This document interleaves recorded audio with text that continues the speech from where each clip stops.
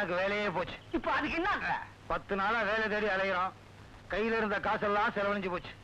எவனுமே லாண்டரி கடையில வேலை கொடுக்க மாட்டேங்கிறான். இத பாரு, உனக்கு எனக்கு சினிமா ஆசை. லாண்டி கடையை மூட்டை கட்டி தூக்கி போட்டுடு. ஏன்னா அது ஒரு அழுக்கு துணி மாதிரி. சினிமால சேர்ந்து வச்சுக்கோ, தினமும் ஒரு சவ துணி கட்டிக்கிட்டே இருக்கலாம். என்ன ஓ மூஞ்சிக்கும் என் மூஞ்சிக்கும் எவன் சினிமாவில சான்ஸ் கொடுப்பான்?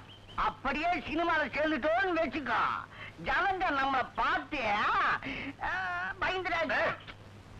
அதனால நீ ப்ரொடக்ஷன் மேனேஜர் வேலைக்கு போ. பின்னால நான் அசிஸ்டண்டா வர்றேன். நான் ப்ரொடக்ஷன் மேனேஜர். ப்ரொடக்ஷன் மேனேஜர் வேலை அவர் கதை நினைச்சிக்கா. ஒரு படத்துக்கு 5-10 தேய்க்க மாட்டேன். 5-10 20-30 தேத்திடுவேன். இதோட முதலாளி க்ளோஸ். அப்புறம் படமே எடுக்க முடியாது. பயங்கரமா கமிஷன் அடிக்கிறேன் பாரு. அப்படி சொல்லி அடுத்த தைக்கு நம்ம படம் பூஜை.